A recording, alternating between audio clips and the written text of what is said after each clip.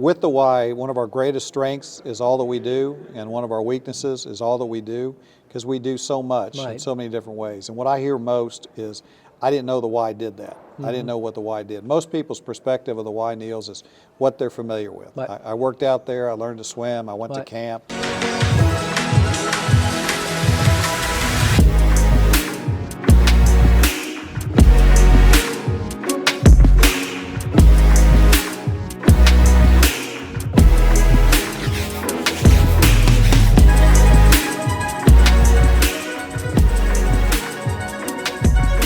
From Dallas, Texas, this is Spool, hosted by Dr. Nils Roemer, Dean of the Bass School at UT Dallas.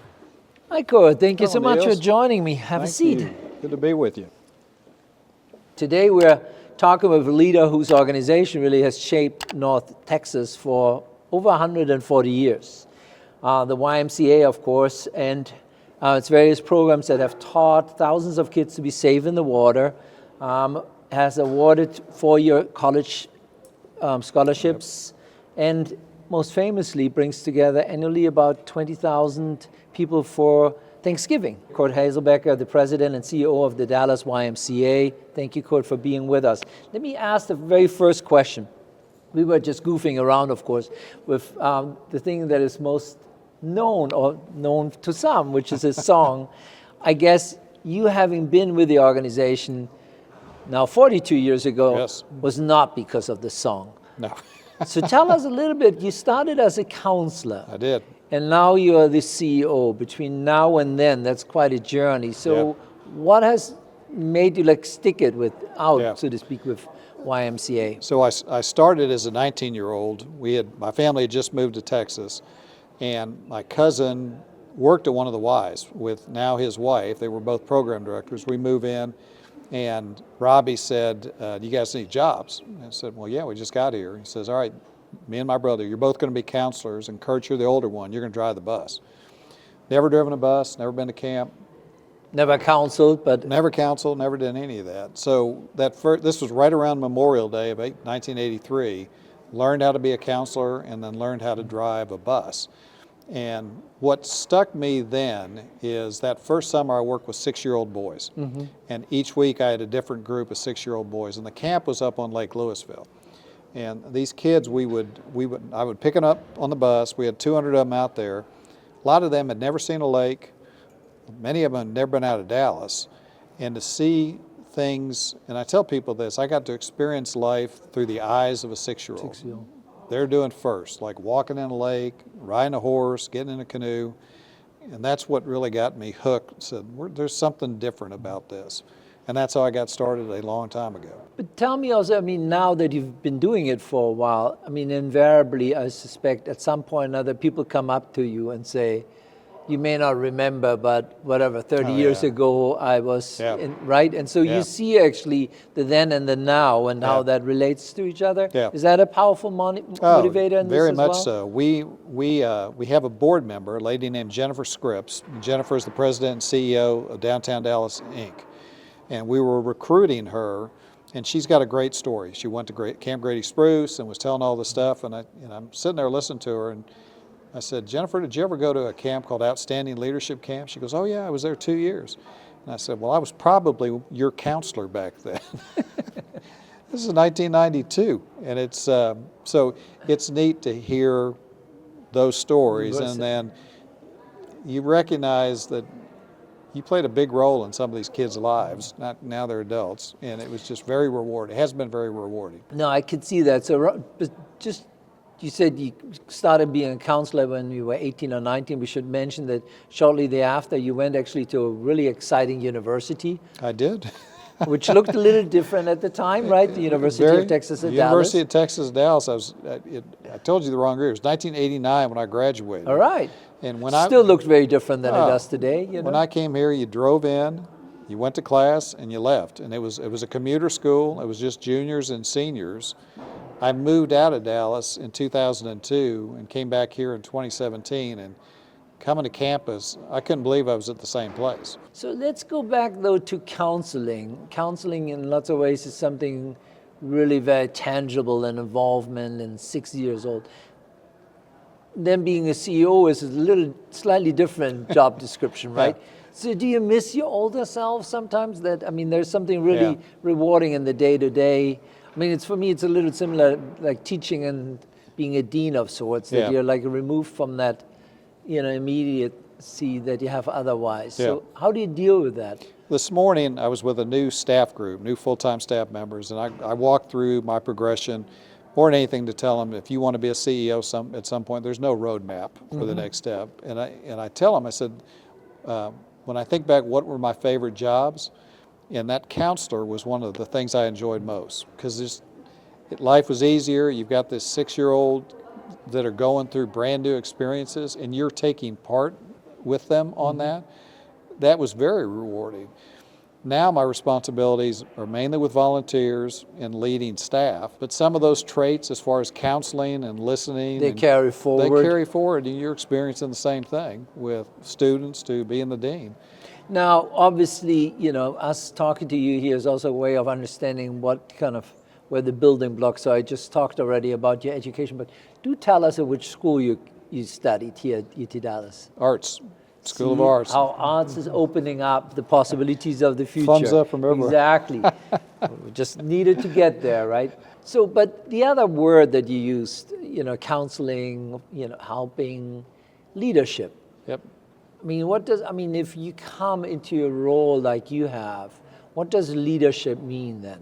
I mean, it's different, I guess, if you would have, clipped the last, 35 years of all of that and would be in your role. So does that manifest, or does it have a different meaning for you, considering that you started out as a counselor? Yeah, and it changes quite a bit too, depending on who the people that you work with. Understanding, I have 8 direct reports, and then I've got a board of directors I work with. Each one of those 8, you lead in a different way. How do they take information? How do they process? How do they prefer to get it? And understanding those, so that I've got a couple of staff people, I can't email them or text. I need to have a conversation with them, just so they can watch facial reaction. So it's leadership that way. But it's adaptability as well, depending on what the situations are. I've got a lot of experience, but there's a lot of things that come up where that experience is a good guide, but what I have to do in that situation is different. And so it's evolving, and it's constantly learning to take the organization and the people where you hope they're going to go. 42 years. Are the challenges today any different than they would have been back when you started? Yeah, oh yeah. And you and I were talking about this earlier, technology. That did not exist. And so how do you use technology to benefit the work that you're doing? How do you still make sure that the relationship piece is working and not just technology based? We have access to a lot more information now than what we did back then. So you've got to sift through, what's valid, what's useful versus what's just noise. So it's changed quite a bit, and part of what my role is how do I make sure I change and the organization adapts to what that change is. And we've been around 140 years. We've adapted quite a bit.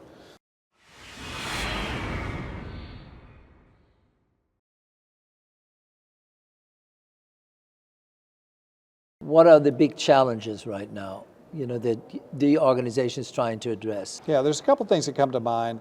One of the things that we've been in about 3 years now is mental health and mental wellness. Right. I'm sure you're dealing with it at the university. There's a lot of pressure on young people today. We spend a lot of time on our staff, how to diffuse situations, how to recognize when things are going on. We work with a lot of partners that say, we can help from the prevention standpoint, but we're not going to intervene. But who can we refer them to? So Metro Care Services, Momentous Institute, mental health is a big piece that we do. Drowning prevention, we do a lot of work in and around that, Nils. That seems to be a really core part of your mission. Can you explain that a little bit more? Yeah. Drowning is the second leading killer for kids 4 and under, next to birth defects. And a lot of people don't realize that. Specifically to Texas or nationwide? Nationwide. Wow. And what people think that when my child goes in the water, I'm going to hear it. Well, drowning's a silent killer because they go underwater and you don't hear them. Right. And so what we do we have a program called Safety Around Water. That's we right. teach kids if they fall in the water, how do they get on their back, or how do they push out the bottom to get to the side. Right. And we've taught 11,000 kids so far this year. Cumulatively, it's about 100,000 kids. Wow. Free program, but that's a life-saving skill that they'll never forget. And now we're trying to look at how do we expand to the parents, so the kids, we can teach the kids, but a lot of times the parents don't know. So that's how we're trying to grow that. So those are a couple of the big ones that come to mind. So mental health, saving the water. Mental health, safety around water. We do a lot of work in around education and community health. People who struggle with weight, that's one of the things that we do. We do a program in the summer called Summer Learning Academy that helps to keep kids on grade level, particularly in low-income areas. You're aware of this, that if a kid doesn't have stimulation during the summer months, that if you follow those kids, kindergarten, they decline almost again. They decline. It wipes out almost the year before. Yeah. And if you get to 8th grade, those kids are 2 years behind their peers. So our job is keep them on grade level. Keeping them with summer camps, which is really critical because it's also kind of an issue that challenges parents. Sure. Because there are, let's be honest, there are lots of fun summer camps around the Metroplex, but they're not all affordable, right? No. A lot of the choices are really unattainable for the average family. Yeah, and we provide scholarships. So the last 2 words of our mission statement are for all. So 22% of the 241,000 people we served last year got some sort of financial assistance. So if a family comes and says, hey, I need camp, I can't pay the full cost, we'll scholarship them to make sure they can get in. So that, in your resume, one of the things that is also singled out is that you are a passionate and dedicated fundraiser, because in order to do that, right, you have to raise the money. It doesn't come from membership fees, or it doesn't come from taxes or anything. It's a lot of fundraising. Fundraising, yeah, very much so. And fundraising is something I really enjoy. To me, the magic in fundraising is, today you and I met. This is the first time we met. If we're talking about the why, I'm going to find out, Nils, what are you interested in? What do you like? What does your family do when you're not working? What are the things you remember about growing up? And what I try to do is find out what your interests are, match them with what our needs be. And I'm never going to ask somebody for money the first time I met them, because I really want to see, where do you like? And then once I find that out, hey, let's go take a look at this. Let me show you what we're doing. And that's where it goes. So no, it's same here. Lots of ways when we introduce new potential friends to us, it's first a big show and tell. Just like touring them around campus, showing them our students, meeting with faculty, looking at our facilities. And then, it's usually more like a showing off opportunities rather than a direct asks that we put in front of them. Let me go back. You said finding out something about the family and your family. You have 2 daughters. Having 2 daughters, has that changed anything about how you feel about your job and its mission? My kids grew up through the Y. Okay. So Maddie's, they're Y kids. Maddie's 31, Caroline's 28, and we did adventure guides together. They learned to swim through the Y. They've done a lot of stuff with us. I've got a daughter who lives in Richardson, just down the street. She's at her Y every day of the week working out. She's on the board of management there, and she chairs their annual campaign. So it's been an important part of my family for as long as I've been married, as long as they've been around. When you talk about the why and working out, and it also seems, aside from mission, there's a community always at the core as well. Could one say that that's almost as much part of the mission of the Y, to be a community builder? More so than the working out. We have a Y in South Dallas that big lobby in the middle of it. And you'll go in there and there are people come in, we have free coffee, they come in and drink coffee. I don't think they work out. Oh, I see. But they're there to drink so coffee. They do it like I do when I go to the gym, in other words. They want to see Neil, Scott, Adrian. They want to see the people. They want to see each other. I'll give you a perfect example. When I was in Winston-Salem, we were doing a capital campaign to raise money to do some work. And the guy that chaired our campaign was the president of a bank. And his best friends were an electrician and a plumber. And he said, I would not have met these guys if it wasn't for the Y. Because they worked out together. But they didn't run in the same circles, but the Y brought them together. Because who would have thought you got a bank president, electrician, and a plumber, best friends? One could almost make the argument that one of the things that we're missing right now our institutions that bring us together in this way, right? Yeah. That we are really able, short of maybe concerts or sports events, Yep. most often we struggle currently in our society to find these ways by which many of us of all kinds of walks of lives Yep. can come together. Yep, I agree with you. You know, that Starbucks tries to say we're the third place Right. with it. Churches used to be that. School, you've got it here with a school. Well, university obviously has It's a a little good bit setting. of that going. But once you get out of school, besides work and your family, where else do you have that? And we That's provide that. presumably also the reason why, talking about universities, a lot of students coming here, they form their friendships in their freshman, Yep. semesters, and then their last, Yep. right? So you see, if there is this opportunity, how formative it become to the lives that many of them will continue to have there. Yep. Those friendships many, many years later. You look at your why and you see this student or kid coming in. Where do you want them to be in 20 years' time? What I hope is that we have given them a good foundation through some of the character values that we teach and all that we do. They recognize either sportsmanship or being part of a team or being part of a group, but those values carry forward and that they look back and say, those were really formative years. And I didn't recognize it at the time. Boy, that was so important to me. And that's really what I like to see. We have a program called Youth in Government, which is for middle school and high school kids where they debate they write their own legislation, they debate bills. Well, I met a kid who he was 13 at the time, he's in his 40s. He's been in D.C. Working for different departments and a couple different House of Representative members.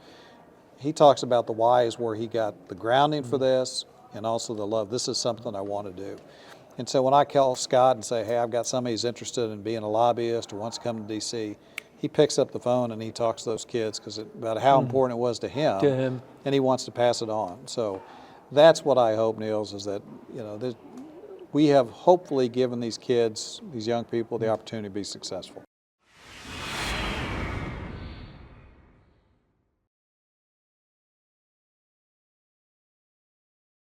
So what does it look, going forward, that you ideally still would like to accomplish? And you see this, we talked about earlier with the growth the universities have and being a part of what's going on in the Metroplex. We have a very large service area, basically up to Oklahoma, Arkansas, and Louisiana.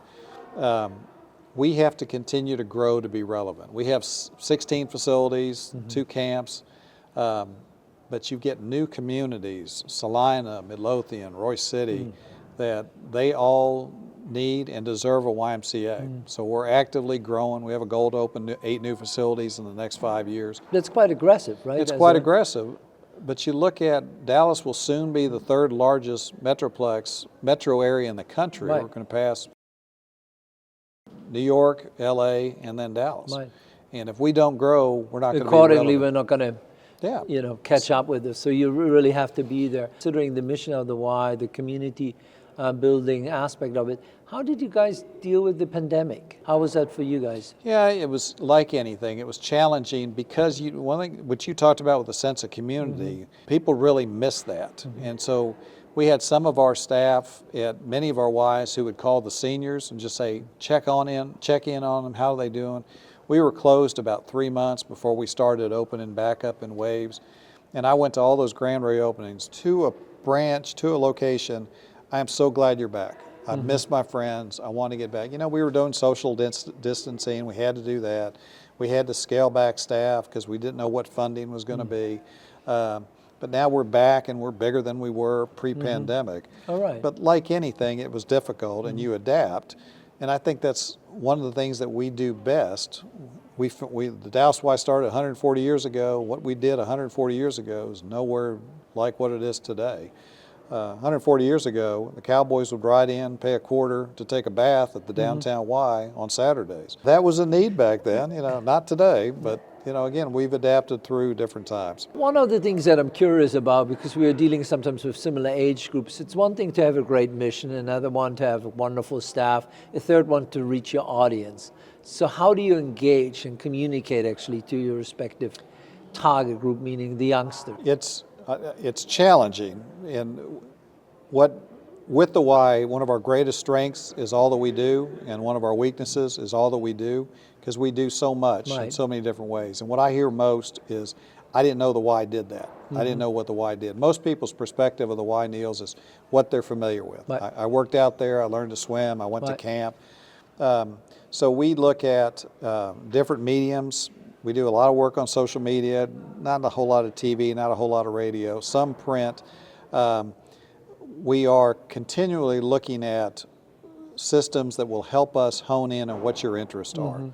You know, so if we can get to a point where we figure out, well, Nils is checking out this and this, we can help target the marketing to the things that you expressed interest So in. if in other words, there's constantly attention being paid to the bagels in your Y, then you know, okay, let's forget the workout equipment. We Let's need better bagels. Let's work on the bagels. That's what you're talking about. A little bit of interesting, but you know, obviously we're all challenged this. Yeah. We're all facing this. How do we deal with, on the one side, the ease by which one can communicate? Yeah. I mean, in that respect, it's the opportunities seem to be endless, but then at the same time, it's such an incredibly crowded and short-lived space, right? Yeah. Everything is almost flying by, Yep. that it's really hard to keep anybody's attention on anything. Unless, and this is like why I was curious about it, maps onto real relationships. So if you have real community, brick and mortar, so to speak, then layering onto it social media is a lot easier than if you don't have that Yep. community and you just are trying to build the social Yep. media on the other side. One interesting point, I mentioned Youth and Government program earlier, and we had a conference early November, and we had the group of leaders, 4 of the leaders in there, and I was with a volunteer, and he said, how do you get your information? Where do you get your information from? Each one of them, it was TikTok. And you know, that's not they're curating the information, they're Right. pulling stuff from Right. all over the place. And I just sat there and said, how do we do that? How do we get into that? If this is where young people are getting their information, what's our role in that? How do we No, play but in it's that? critical in a way. I mean, as a CEO, one of the questions that one is always asked, how do you know actually whether you get it right or you get it Yeah. wrong? I mean, Yeah. where does that information actually come back to us, right? Yeah. It's difficult to get really into that space and really to understand how, whether you connect with them or not. Yeah. No, very, very true. So technology, yes, great, but also has its challenges Sure. also at the same Yeah, time. and we talked about relationships earlier. I mean, it's the same thing you have here. Same thing with us. You know, that's the tie. It's the same with employees, and it's the same with people we're serving. That, you know, that relationship, deepen the relationship. So somebody down the road is going to have my job, who's maybe starting this year. Talking about that, just not that anybody wants to take a job, but you got to think, that your pathway into this role, shall we say, is a little bit unique, right? Sure. And so how does an organization like the YMCA think about leadership and the kind of next generation of leaders? Yeah. We Do spend you a recruit from within, or how does it work? little bit of both. So we spend a lot of time, our first job into the Y is a program director, and they're responsible for sports or teens or aquatics, something we deliver. And so we just put a new program in place to develop that group, and a lot of it deals with the soft skills. How do I lead? How do I supervise? How do I have a difficult conversation with somebody? So we do a lot of development along the journey. Most of our folks will come from internal. Then we have a network of Ys around the country we're a part of. We'll bring people in. We just hired a guy from Oklahoma City who's going to come run one of our camps. Well, you moved around yourself, right? I moved around. You were not just in Texas, you were also in North Carolina. For 15 years. So. Yeah, and I got a different skill set. I learned some different experiences, and so that's a plus for it. But again, we're recruiting, we're hiring the individual. What experience do they bring to us? Some folks we hire that have no Y experience, but they've done something similar. And if they can benefit us and we think that we can teach them, it's a win. Thank you again, Curt, for being here. Thank Thanks you for for the telling us opportunity. about your work at the YMCA and for how much you have bettered, our lives here collectively in North Texas. I'm Nils Roemer. Thank you again for being with us, and thanks for being with us next time as well.